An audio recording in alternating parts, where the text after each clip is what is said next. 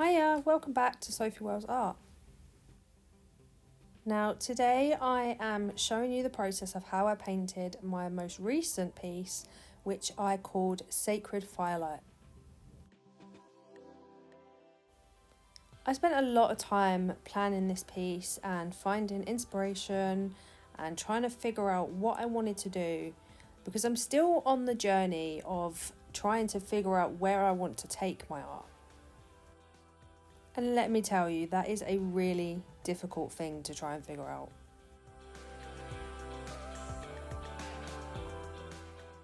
For now, I'm just having fun and exploring and trying new techniques and just enjoying the process of trying to figure it out. Now, creating this background really was a trust the process moment. I really didn't know how it was going to turn out, but I'm sure you'll agree by the end it turned out really well. Here I started mapping out all the light and the darker areas, which I find to be a really tedious and boring process, but it makes adding the details a hell of a lot easier. Then I begin the glazing process, which is the first layer of starting to add all the details in.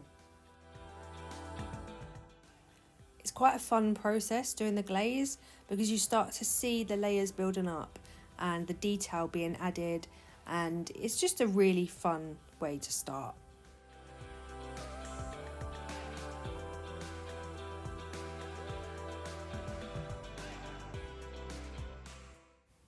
Moving on to the eyes, they are probably the most important part of any painting that I do.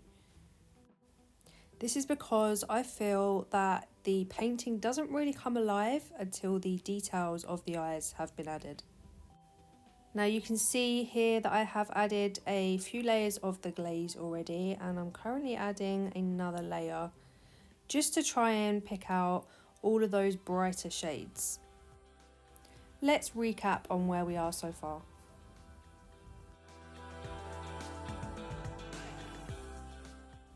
Now I'm starting to add in some of the darker strands of fur, which I find a bit more daunting to do than adding the white, which has the glaze over the top. But I'm really pleased with how this has turned out so far. Now let's begin with that second layer of glaze. So I'm going over the top of the glaze that I've already done to add more highlights into the lighter areas of the fur.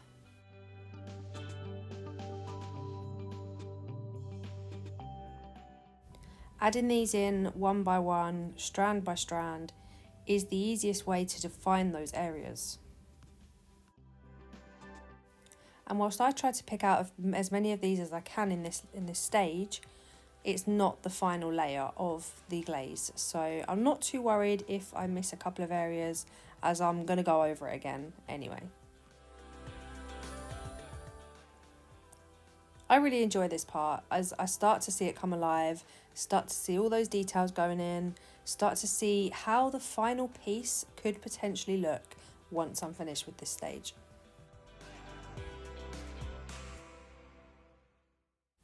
And it really is a case of just adding each layer step by step. Sometimes I find myself going back to areas that I've already worked on, as I feel like it may need a little bit more work. But I don't mind, because this is the fun part.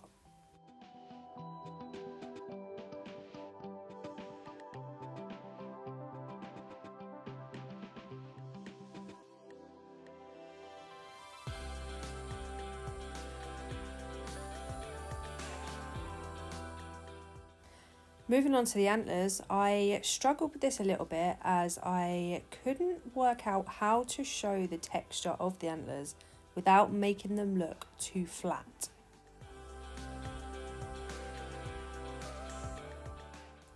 But the first step of this was showing where the lighter and darker areas were of the antlers, and that helped me map out where I needed to put what colours.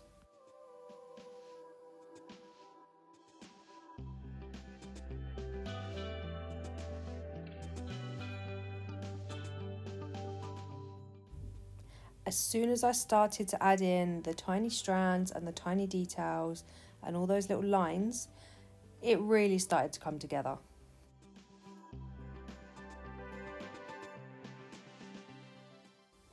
especially when I started to add the orange glow that you will eventually see going behind the stag as well.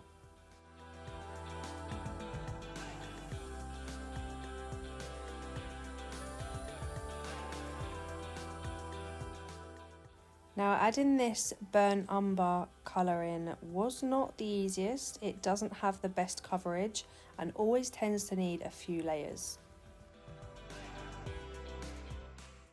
Moving on to the lighter area of the antlers, it was just a case of showing the fact that this is a lighter area and adding in more of those lighter shades.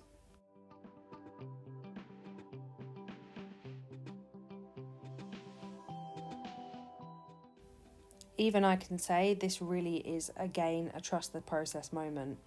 Trying to blend those colours and making it textured as well was a challenge, but I got there in the end.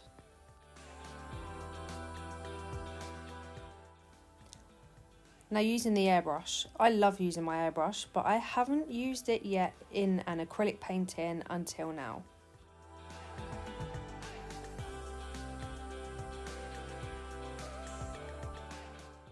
I wish I'd used it in more of my other paintings because this really helped to convey the blurry background without adding too much detail and without having to spend too much time on it, as the focus for me was on the stag and not on the background. Now using the airbrush to go in with white to create the glowing effect around the stag and onto some of those branches on those trees. This part was really fun because I could really see now where this painting was going to go. Just using my finger to smudge in some of those harsher lines really helped. I didn't record me adding the yellow glaze behind the stag with the airbrush as I wasn't sure how it was going to turn out.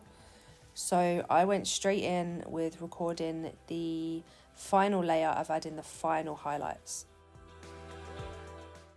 I couldn't believe how much adding the final white layer on top of the airbrush layer really made this piece stand out.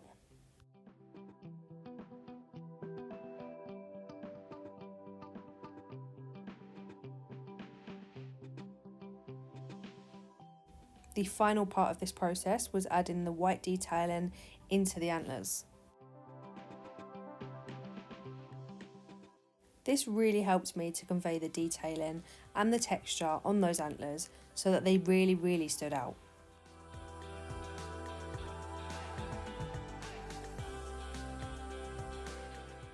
Finally, I went back and added just a few more darker strands of fur just to pick out those darker areas so that it wasn't too lit up by the white.